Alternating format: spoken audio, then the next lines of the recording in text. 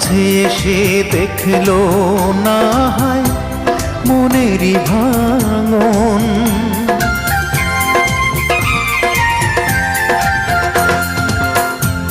বুঝলো না কেউ ব্যথায় ভরা আমার জীবন। কাছে এসে দেখলো না হয় মনেরই ভাঙন।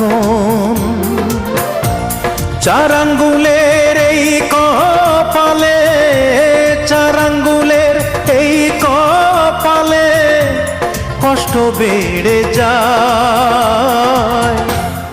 আমার দুঃখের গল্প শোনার মানুষ কেহ নাই।